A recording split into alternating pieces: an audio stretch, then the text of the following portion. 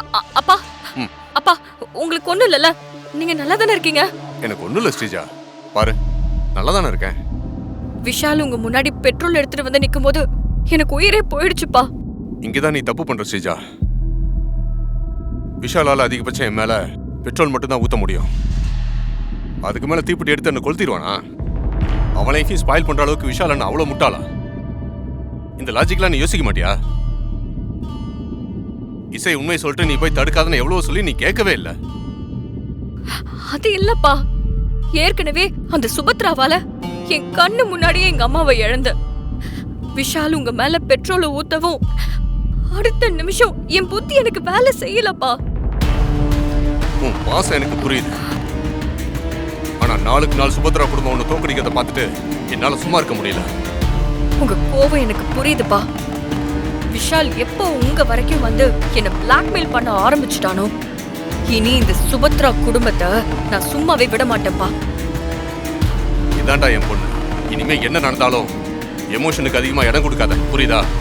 நீங்க சொல்றது எனக்கு புரியுதுப்பா. ஆனா எனக்குன்னு இருக்கிற ஒரே ஆள் நீங்க மட்டும்தான். நீங்க இல்லாம என்னால.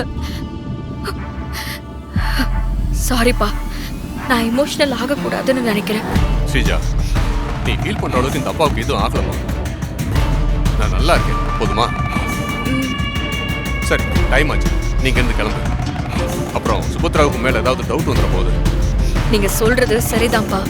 நான் அங்க இல்லனா அந்த இசை சுபத்ரா கிட்ட என்ன வேணாலும் சொல்லுவா. நான் கிளம்புறேன்ப்பா, நீங்க பத்திரமா இருங்க. நான் பாத்துக்கிறேன், நீ அங்க கவனமா இரு, புரியுதா? சரிப்பா, வரேன்.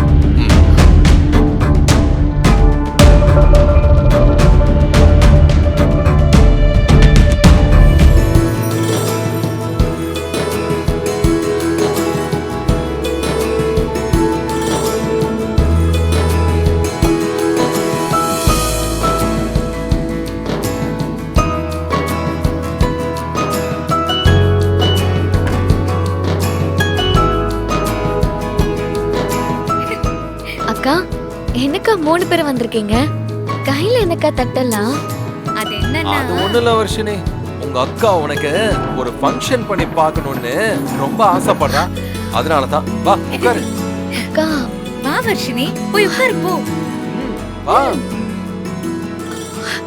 அக்கா, ஆனா அம்மாவை பத்தி நீ கவலையப்படாத வர்ஷினி. அவங்கள கோயிலுக்கு போய் இசை பேர்ல அர்ச்சனை பண்ணிட்டு வாங்கன்னு நான் தான் அனுப்பிச்சு வச்சிருக்கேன். இன்னும் 1 மணி நேரத்துக்கு அவங்க இந்த பக்கமே வரமாட்டாங்க. விஷால், உனக்கும் இசைக்கும் நாங்க எவ்வளவு நன்றி சொன்னாலும் பத்தாதுடா. வேற ஆவுனா நன்றி நன்றின்னு அடம் முடிச்சுக்கிட்டு இருக்கான். வர்ஷினி நீ உட்காரு. இசை, நம்ம ஃபங்க்ஷன் ஆரம்பிக்கலாமா? சரி, ஆரம்பிக்கலாம்.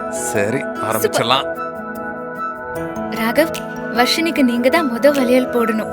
போடுங்க. இல்ல இசை. இசை, நீதான் வர்ஷினிக்கு இந்த ஃபங்க்ஷன் நடக்கணும்னு ஆசைப்பட்ட.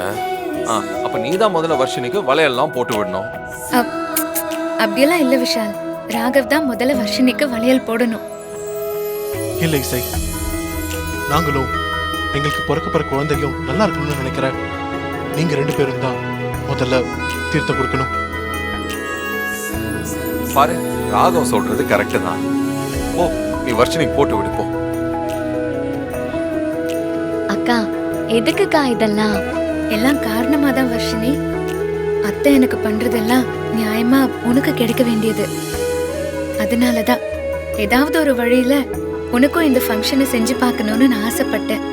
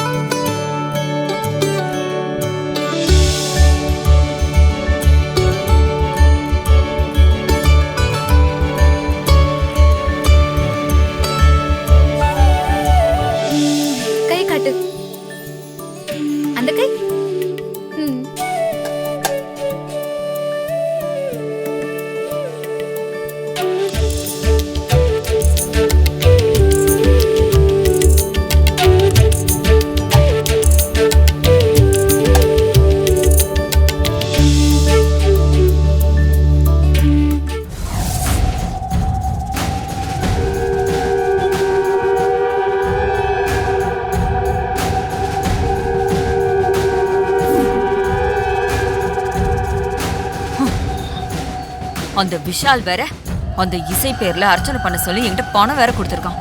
ஏய், யாருக்கு யார் அர்ச்சனை பண்றது? இப்ப திரும்பி போனா யார் என்ன பார்க்க போறாங்க?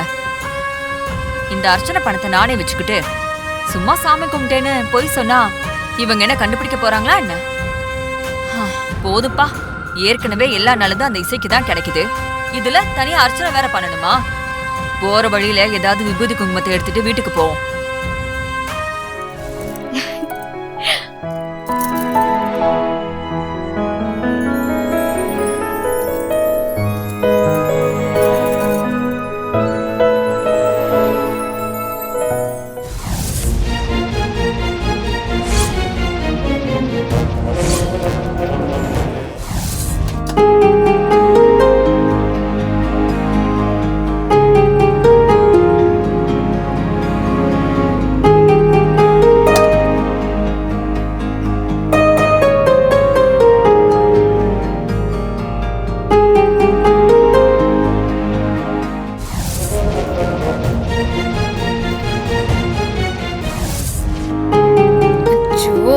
என் தங்கச்சி எப்பவுமே இதே மாதிரி சிரிச்சுக்கிட்டு சந்தோஷமா இருக்கணும்.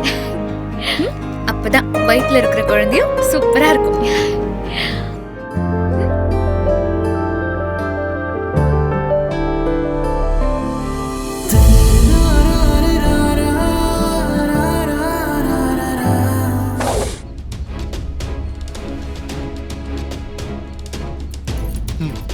ஓகே